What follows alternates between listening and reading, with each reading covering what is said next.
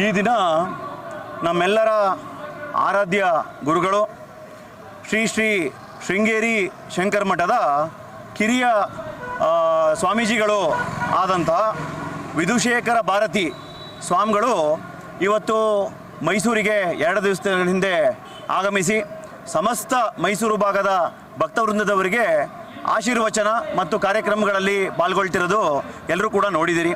ಈ ದಿನ ನಮ್ಮ ಕೃಷ್ಣರಾಜ ಕ್ಷೇತ್ರದ ಈ ಒಂದು ಪುರಾತನವಾದಂಥ ಸರಿಸುಮಾರು ಒಂದು 50-60 ವರ್ಷಗಳ ಇತಿಹಾಸ ಇರತಕ್ಕಂಥ ಈ ಒಂದು ರಾಮ ಮಂದಿರಕ್ಕೆ, ಜಯನಗರದ ರಾಮ ಮಂದಿರಕ್ಕೆ ಗುರುಗಳು ಬರಬೇಕು ಅಂತ ನಾವೆಲ್ಲರೂ ಕೂಡ ಮನವಿ ಮಾಡಿ ಅವರಲ್ಲಿ ಬೇಡ್ಕೊಂಡಿದ್ವಿ.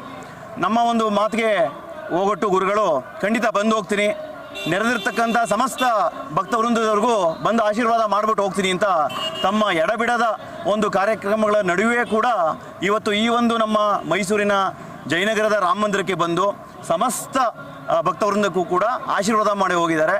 ಇದು ನಮ್ಮ ಸೌಭಾಗ್ಯ ಅಂತ ನಾನು ಭಾವಿಸ್ತೀನಿ. ಇವತ್ತು ಮುಖ್ಯವಾಗಿ ಏನು ಅಂತಂದರೆ, ಹೌದು, ಇವತ್ತು ಮುಖ್ಯವಾಗಿ ಈ ಒಂದು ದೇವಸ್ಥಾನದ ಒಂದು ದ್ವಾರ,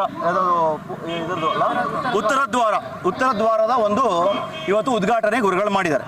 ತಮಗೆಲ್ರಿಗೂ ಗೊತ್ತಿದೆ, ಅನಂತ ಪದ್ಮನಾಭ ಸ್ವಾಮಿ ಮತ್ತು ಲಕ್ಷ್ಮಿಯ ಒಂದು ವಾಸಸ್ಥಳ. ಅಂದರೆ ಆ ಕಡೆ ಇವಾಗ ನಮ್ಮಲ್ಲಿ 30ನೇ ತಾರೀಕು ವೈಕುಂಠ ಏಕಾದಶಿ ಇದೆ.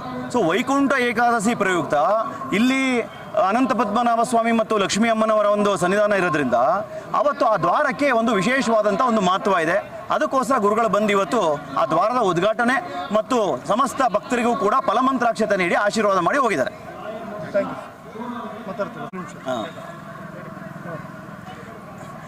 ಪೂಜ್ಯ ಗುರುಗಳು ಮೈಸೂರಿಗೆ ಆಗಮಿಸಿದಂಥ ಮೊದಲನೇ ದಿನ ಇಲ್ವಾಲ ಬಳಿ ನಿಂತು ಅವರಿಗೆ ಪುಷ್ಪ ಸಮರ್ಪಣೆ ಮಾಡಿ ಅವ್ರನ್ನ ಬರಮಾಡಿಕೊಳ್ಳತಕ್ಕಂಥ ಸೌಭಾಗ್ಯ ನಮ್ಮದಾಗಿತ್ತು. ಮತ್ತು ಇವತ್ತು ಕೂಡ ಅದೇ ರೀತಿ ಅವರಿಗೆ ಪಾರಂಪರಿಕವಾಗಿ ಪೂರ್ಣಕುಂಭ ಸ್ವಾಗತ ಕೋರಿ ಬರಮಾಡಿಕೊಂಡು ಇಲ್ಲಿ ಅವರ ಸನ್ನಿಧಾನದಲ್ಲಿ ಸಮಸ್ತರಿಗೂ ಆಶೀರ್ವಾದ ಕಾರ್ಯಕ್ರಮ ನಡೆದಿದೆ.